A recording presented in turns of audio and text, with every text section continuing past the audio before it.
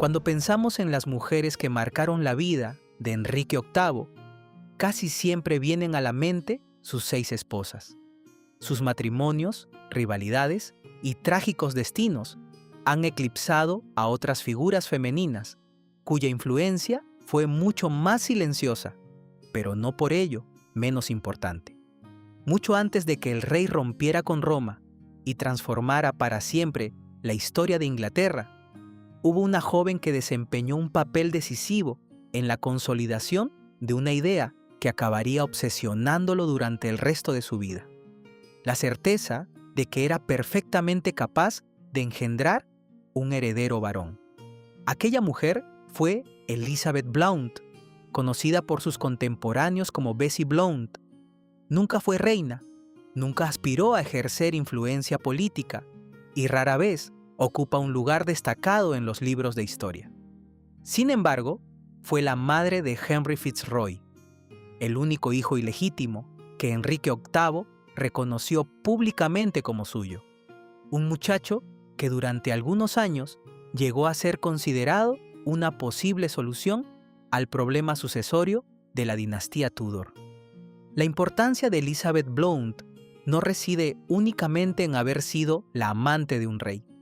Su historia permite comprender mejor la evolución personal de Enrique VIII durante los primeros años de su reinado y ayuda a explicar por qué, con el paso del tiempo, llegó a convencerse de que la falta de un heredero masculino no era responsabilidad suya, sino consecuencia de un matrimonio que consideraba condenado desde su origen. Sin proponérselo, Elizabeth terminó ocupando un lugar discreto, aunque fundamental, dentro de una de las etapas más trascendentales de la historia inglesa. Como ocurre con muchas figuras secundarias del periodo Tudor, algunos aspectos de sus primeros años permanecen envueltos en cierta incertidumbre. Incluso la fecha exacta de su nacimiento continúa siendo objeto de debate. La mayoría de los historiadores la sitúan entre 1498 y 1500, aunque algunas fuentes proponen una fecha ligeramente posterior. Nació en Kinglet, una pequeña localidad del condado de Shropshire, en el seno de una familia perteneciente a la pequeña nobleza terrateniente inglesa. Su padre era Sir John Blount y su madre, Catherine Peschal, 2 miembros de antiguas familias cuya lealtad a la corona se remontaba a los turbulentos años de la Guerra de las Dos Rosas. Aunque los Blount no figuraban entre las grandes casas aristocráticas del reino, poseían un linaje respetable y mantenían estrechos vínculos con la monarquía. Los antepasados de Elizabeth habían servido tanto a Eduardo IV como a Enrique VII, fundador de la dinastía Tudor. Su abuelo paterno había sido armado caballero por Enrique VII tras la batalla de Stokefield, mientras que su abuelo materno, Sir Hugh Peschal, había combatido junto al futuro rey en Bosworth y posteriormente ocupó el prestigioso cargo de caballero del cuerpo del monarca. Aquellos servicios consolidaron la posición de la familia y permitieron que los Blount conservaran una influencia considerable dentro de su región. La infancia de Elizabeth transcurrió entre los extensos bosques y campos que rodeaban Kinglet Hall. Uno de sus primeros biógrafos, William S. Child Pemberton, describe aquel paisaje como uno de los más hermosos de Inglaterra, dominado por robles centenarios y suaves colinas desde las que podía contemplarse el curso del río Severn. También recuerda que la antigua iglesia de Kinglet apenas había cambiado desde que los padres de Elizabeth contrajeron matrimonio en 1491, ofreciendo una imagen muy similar a la que habría conocido la propia Bessie durante su niñez. Aunque estas descripciones pertenecen a una obra escrita siglos después, ayudan a imaginar el ambiente rural y tranquilo en el que creció la futura amante del rey. Todo indica que recibió una educación propia de una joven destinada a abrirse camino en la corte. Aprendió música, canto, baile, lectura, bordado, costura y las complejas normas de etiqueta que regían la vida entre la nobleza. Su madre procuró inculcarle las virtudes que entonces se consideraban esenciales en una dama: la piedad, la modestia y la elegancia. Sin embargo, quienes la conocieron también destacaron otras cualidades menos fáciles de enseñar. Diversos testimonios coinciden en que poseía una personalidad alegre, una notable facilidad para el trato social y un talento especial para el canto y la danza, habilidades muy apreciadas en la refinada cultura cortesana del Renacimiento. La familia comprendía perfectamente que el futuro de una hija dependía en gran medida de conseguir un puesto dentro de alguna casa noble. Gracias a sus relaciones con William Blount, Lord Mountjoy, y con Sir John Croft, ambos vinculados desde hacía años a la familia real, Elizabeth obtuvo un nombramiento como dama al servicio de Catalina de Aragón. Los registros conservados indican que ya formaba parte de la casa de la reina en 1512 y que, durante sus primeros meses, percibía un salario inferior al de las damas de honor más veteranas, señal de que comenzó desempeñando un cargo modesto antes de incorporarse plenamente al grupo principal de doncellas. Para una muchacha procedente de la nobleza rural, la corte de Enrique VIII representaba un mundo completamente distinto. El joven monarca apenas llevaba unos años en el trono y disfrutaba de una enorme popularidad. Era alto, atlético, culto y apasionado por la música, los torneos y las fiestas. Los embajadores extranjeros no dejaban de elogiar su energía y su presencia física. Junto a él se encontraba Catalina de Aragón, hija de los reyes católicos, considerada una de las princesas más distinguidas de Europa. Su matrimonio parecía entonces un modelo de estabilidad y armonía, muy lejos de las tensiones que surgirían años después. Las funciones de Elizabeth eran muy variadas. Ayudaba a la reina a vestirse, la acompañaba durante las ceremonias religiosas, asistía en las comidas oficiales y compartía con ella largas jornadas dedicadas al bordado, la costura y otras tareas propias de las damas de honor. También participaba en mascaradas, bailes y representaciones teatrales organizadas con frecuencia en los palacios reales. Gracias a esas celebraciones, tuvo ocasión de coincidir repetidamente con Enrique VIII, quien acostumbraba a intervenir personalmente en los espectáculos junto a los miembros de su corte.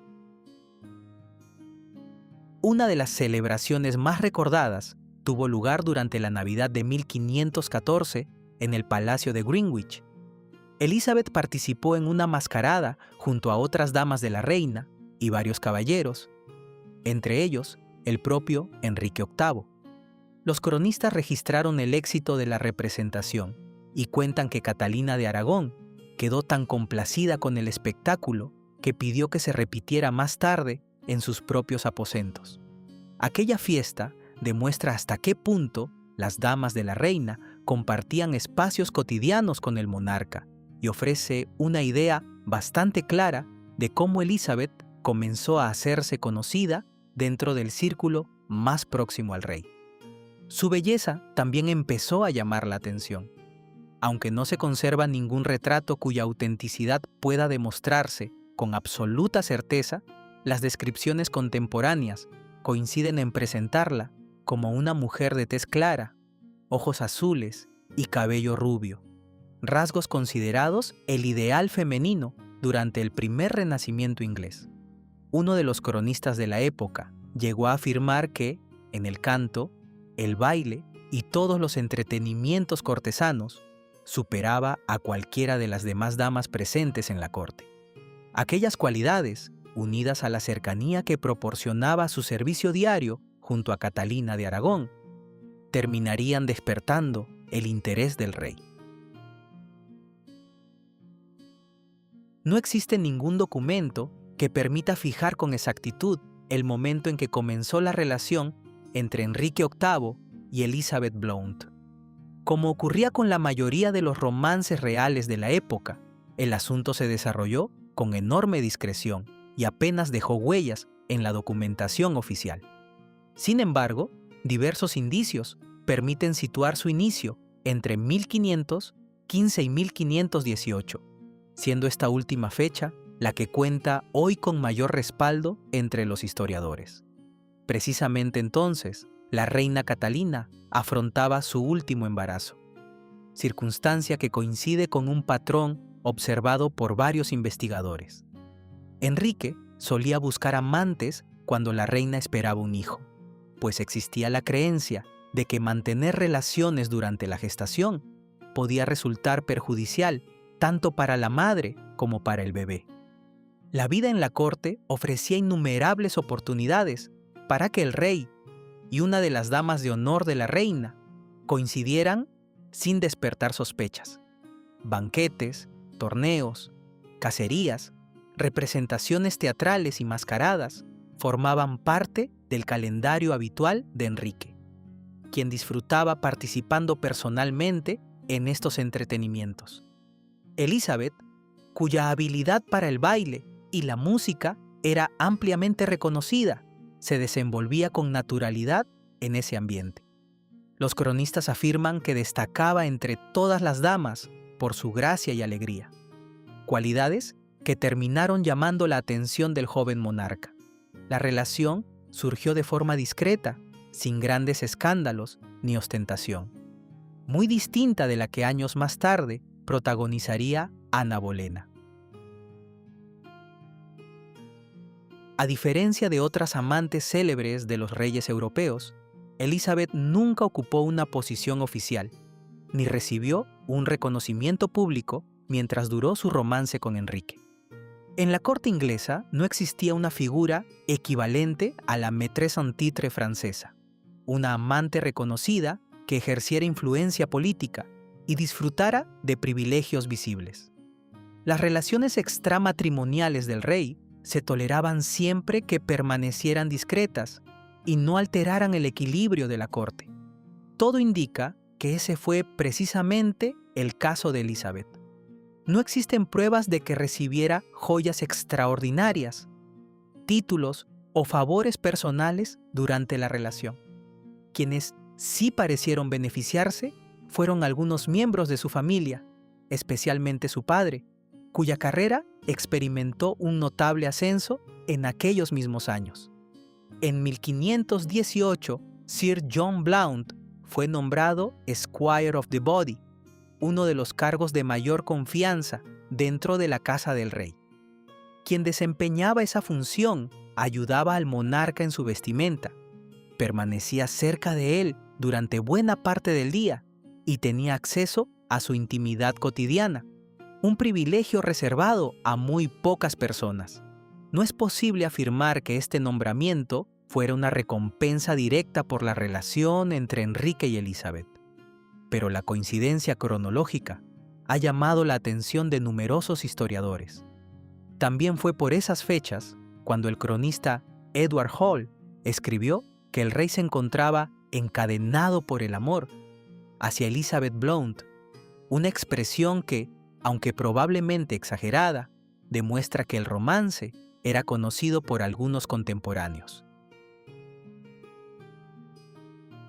Mientras tanto, Catalina de Aragón afrontaba el que sería su último embarazo.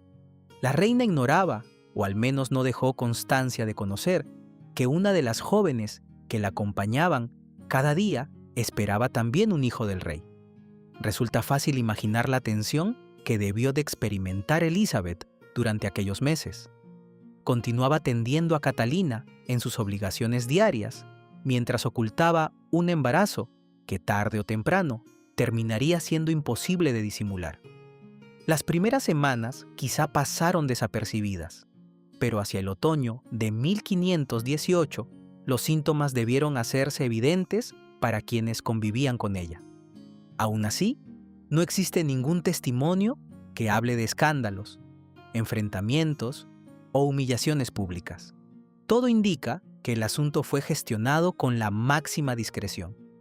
La responsabilidad de organizar el nacimiento recayó, casi con toda seguridad, en el cardenal Thomas Wolsey, el hombre más poderoso de Inglaterra después del rey. Wolsey acostumbraba a ocuparse de los asuntos más delicados de la corona y entendía perfectamente la importancia política que podía adquirir aquel embarazo. Para evitar rumores y proteger tanto a Elizabeth como al futuro niño, dispuso que abandonara la corte antes del parto y se trasladara al Priorato Agustino de San Lorenzo, en Blackmore, una tranquila casa religiosa situada en Essex y vinculada al propio cardenal. Allí, lejos del bullicio de Londres y de las miradas indiscretas, tendría lugar uno de los nacimientos más importantes del reinado de Enrique VIII. El 15 de junio de 1519, Elizabeth dio a luz un niño completamente sano. Recibió el nombre de Henry y un apellido que no dejaba lugar a dudas sobre su origen: Fitzroy, es decir, hijo del rey. La elección del nombre fue toda una declaración de intenciones. Enrique VIII no intentó ocultar la existencia del niño, ni permitió que circularan dudas acerca de su paternidad. Muy al contrario, reconoció públicamente al pequeño como hijo suyo, algo extraordinariamente inusual en la historia de la monarquía inglesa. Aunque probablemente había tenido otros hijos ilegítimos, Henry Fitzroy sería el único al que reconocería oficialmente durante toda su vida. La reacción del rey sorprendió a muchos de sus contemporáneos.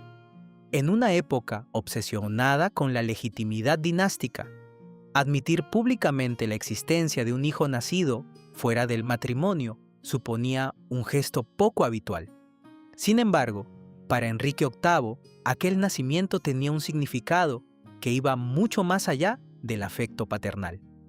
Catalina de Aragón había sufrido numerosos embarazos, pero casi todos habían terminado en abortos, mortinatos o en la muerte prematura de los recién nacidos. La única superviviente era la princesa María. La llegada de un niño fuerte y aparentemente sano demostraba que el rey podía engendrar hijos varones. A partir de entonces, esa convicción comenzaría a influir de manera decisiva en su manera de interpretar los problemas de su matrimonio. El nacimiento de Henry Fitzroy tuvo además un enorme impacto en la opinión pública.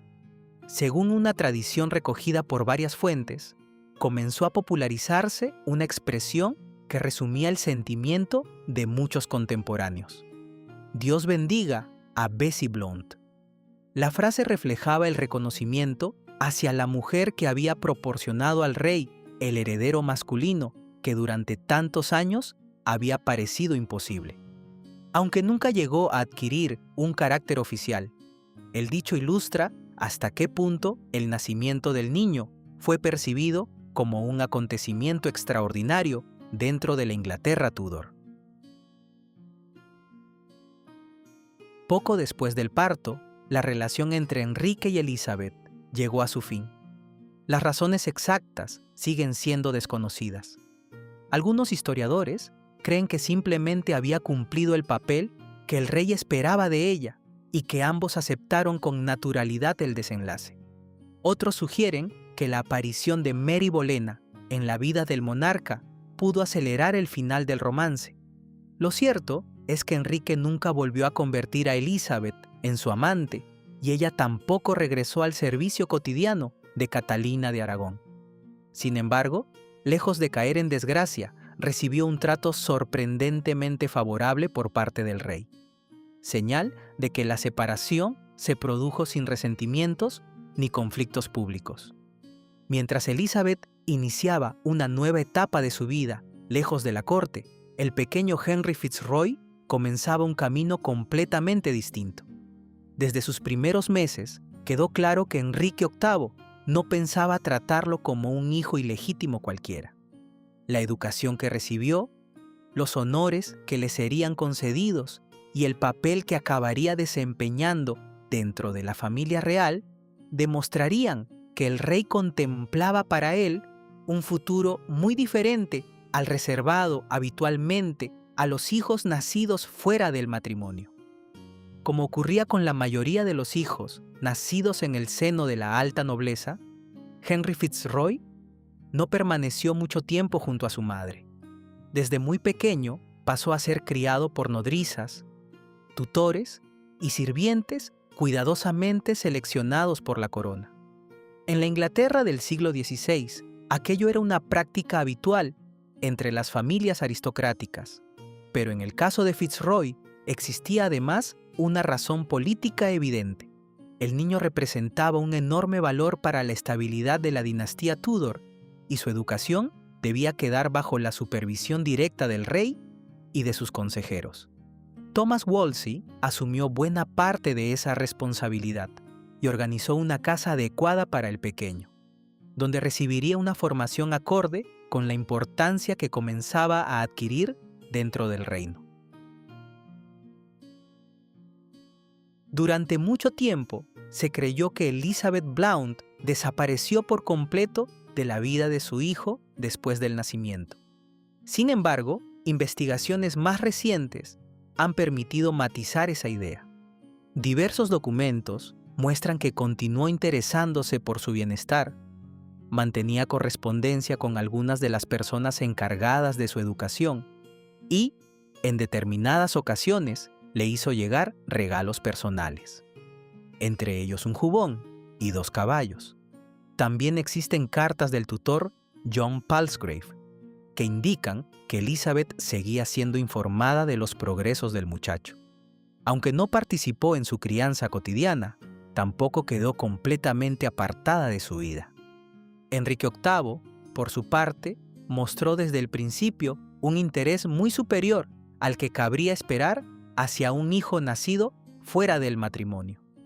Nunca trató de legitimar oficialmente a Henry Fitzroy, pues hacerlo habría planteado graves problemas jurídicos y políticos, pero tampoco permitió que fuera considerado un bastardo más. Recibía informes periódicos sobre su salud, supervisaba su educación y se aseguró de que creciera rodeado del mismo respeto que cualquier príncipe de sangre real. Aquella actitud dejaba entrever que el rey contemplaba para él un futuro excepcional. La prueba definitiva llegó en 1525. Henry Fitzroy tenía apenas 6 años cuando Enrique VIII decidió concederle algunos de los títulos más prestigiosos del reino. Fue nombrado conde de Nottingham y, sobre todo, duque de Richmond y Somerset, una dignidad que ningún otro hijo ilegítimo de un monarca inglés había recibido antes. Aquellos títulos no eran simples honores ceremoniales. Iban acompañados de extensas propiedades, importantes rentas y una posición política de enorme relevancia. Además, el joven fue nombrado Lord Almirante de Inglaterra y Lord Teniente de Irlanda, cargos tradicionalmente reservados a personas muy cercanas al heredero de la corona. La magnitud de estas concesiones llamó inmediatamente la atención de los embajadores extranjeros. Muchos comenzaron a preguntarse si Enrique VIII estaba preparando el camino para convertir a su hijo ilegítimo en heredero del trono. La idea no resultaba tan extravagante como puede parecer hoy. La propia dinastía Tudor descendía parcialmente de los Beaufort, una rama familiar nacida fuera del matrimonio que había sido legitimada varias generaciones antes. Aunque esa legitimación incluía restricciones respecto a la sucesión, demostraba que existían precedentes históricos para incorporar a descendientes ilegítimos dentro de la línea dinástica. Sin embargo, Enrique nunca dio ese paso. Todo indica que prefería mantener abiertas todas las posibilidades. Mientras existiera la esperanza de engendrar un hijo legítimo, primero con Catalina de Aragón y más tarde con una nueva esposa, Fitzroy seguiría representando una valiosa alternativa, pero no la solución definitiva. Aún así, los hechos hablan por sí solos. El joven disponía de una casa ducal organizada siguiendo el modelo de la Casa Real, rodeada por cerca de 250 personas, entre administradores, criados, capellanes, tutores y oficiales. Su educación incluía latín, historia, religión, administración y diplomacia, materias propias de un futuro gobernante y no simplemente de un gran noble. Con el paso de los años, el lugar que Henry Fitzroy ocupaba dentro de la corte parecía consolidarse. Diversas cortes europeas iniciaron conversaciones para estudiar posibles matrimonios con princesas extranjeras, conscientes de la importancia política que el muchacho podía alcanzar. Finalmente, en 1533, contrajo matrimonio con Mary Howard, hija de Thomas Howard, duque de Norfolk y cabeza de una de las familias más influyentes de Inglaterra. Aunque ambos eran demasiado jóvenes para consumar la unión, el enlace confirmaba que el rey seguía considerando a su hijo una pieza esencial dentro de su estrategia dinástica. Mientras tanto, Elizabeth Blount había iniciado una vida completamente distinta. Poco después del nacimiento de Fitzroy, Thomas Wolsey organizó su matrimonio con Gilbert Talboys, un noble propietario de extensas tierras en Lincolnshire, cuya familia mantenía una posición respetable dentro de la aristocracia inglesa. La boda se celebró en 1522 y supuso una salida honorable para la antigua amante del rey. Enrique VIII favoreció la unión mediante concesiones de tierras y rentas aprobadas por el Parlamento, garantizando así que Elizabeth disfrutara de una situación económica estable durante el resto de su vida. Todo indica que el matrimonio fue tranquilo y que la pareja llegó a formar una familia unida. Fruto de esa unión nacieron 3 hijos: George, Robert y Elizabeth. Lejos de romper todo vínculo con ella, Enrique continuó mostrando gestos de consideración hacia Elizabeth. A lo largo de los años recibió diversas concesiones de propiedades y rentas, además de valiosos regalos de Año Nuevo. Entre ellos destaca una copa de oro con tapa, que el rey le envió en 1532, cuando ya hacía mucho tiempo que ambos habían puesto fin a su relación. También consta que el monarca otorgó a Elizabeth y a su marido 3 toneles de vino de Gascuña al año, una merced que demuestra que el trato entre ellos siguió siendo cordial, incluso cuando la atención sentimental de Enrique se dirigía ya hacia Ana Bolena. Aquellos años coincidieron precisamente con una profunda transformación en la vida del rey. Convencido cada vez más de que su matrimonio con Catalina jamás le proporcionaría el heredero masculino que necesitaba, Enrique comenzó a buscar la anulación de aquella unión. Resulta imposible saber hasta qué punto el nacimiento de Henry Fitzroy influyó en esa decisión, pero muchos historiadores consideran que desempeñó un papel importante.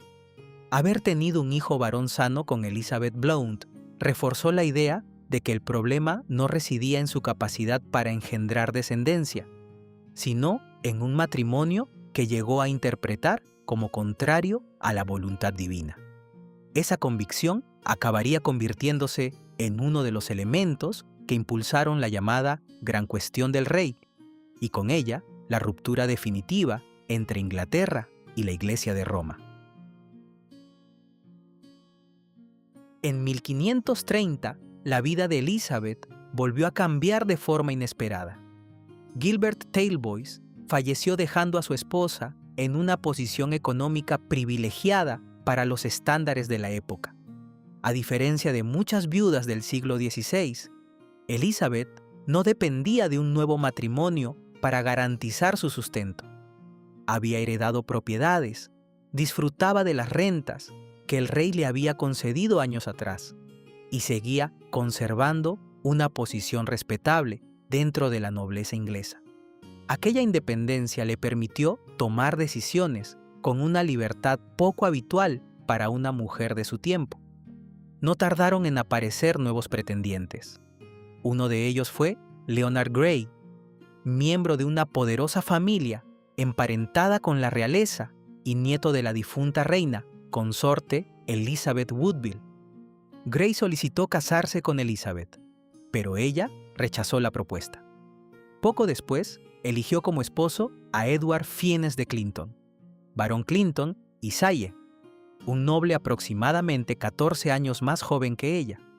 La diferencia de edad llamó la atención de algunos contemporáneos, pero precisamente por la cómoda situación económica de Elizabeth, muchos historiadores consideran que este segundo matrimonio respondió a una elección personal más que a una conveniencia política o financiera. Todo indica que fue una unión estable y feliz, de la que nacieron 3 hijas: Bridget, Catherine y Margaret. Mientras Elizabeth reconstruía su vida familiar, Henry Fitzroy continuaba acumulando honores y responsabilidades. Su formación avanzaba con rapidez y su posición dentro de la corte parecía cada vez más sólida. En torno a él giraban proyectos matrimoniales, negociaciones diplomáticas y constantes especulaciones sobre su posible futuro como heredero del trono. Aunque Enrique VIII nunca llegó a legitimar oficialmente a su hijo, tampoco hizo nada por disipar aquellos rumores. Al contrario, cada nueva distinción reforzaba la impresión de que el muchacho ocupaba un lugar excepcional dentro de la familia real. Sin embargo, la situación política del reino estaba cambiando con enorme rapidez. En esos mismos años, Enrique rompió definitivamente con Catalina de Aragón, contrajo matrimonio con Ana Bolena y comenzó el complejo proceso que desembocaría en la separación de Inglaterra de la Iglesia de Roma. Mientras el rey transformaba la estructura religiosa y política del país, la figura de Henry Fitzroy seguía representando una especie de garantía para el futuro de la dinastía. Si el nuevo matrimonio tampoco producía un heredero varón, el joven duque de Richmond continuaba siendo la mejor alternativa disponible. Pero el destino tenía preparado un desenlace muy distinto. En la primavera de 1536, la salud de Henry Fitzroy comenzó a deteriorarse de forma alarmante. Los médicos poco pudieron hacer por él. El 23 de julio falleció en el Palacio de St. James, probablemente víctima de tuberculosis, aunque la documentación de la época no permite establecer un diagnóstico absolutamente seguro.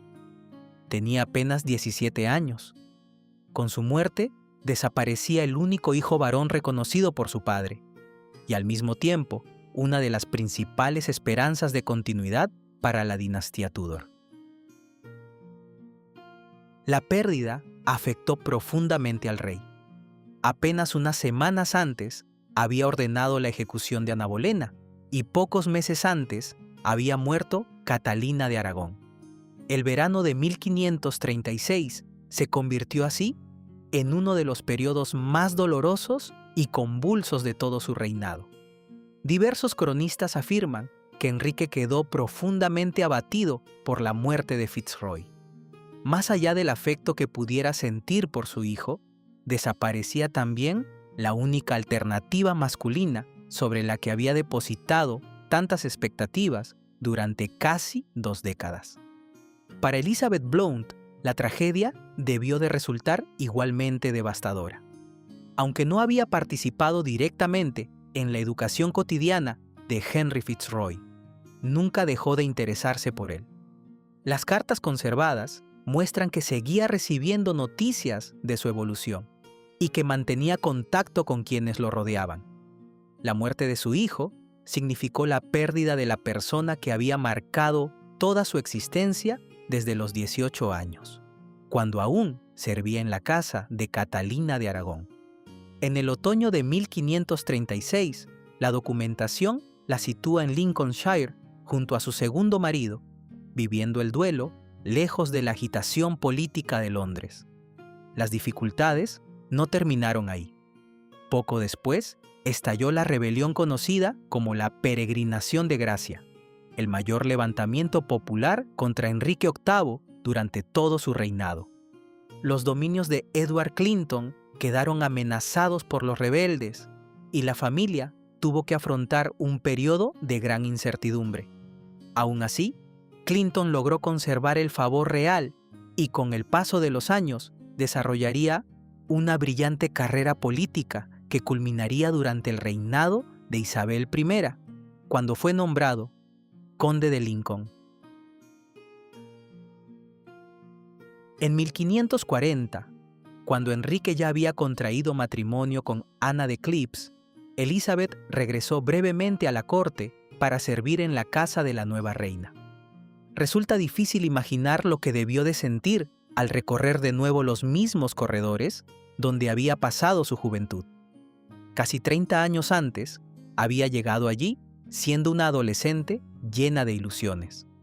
Ahora regresaba convertida en una mujer madura que había sobrevivido a 2 matrimonios, había perdido a un hijo y había contemplado cómo el alegre príncipe del comienzo del reinado se transformaba en un monarca desconfiado, autoritario y físicamente muy deteriorado.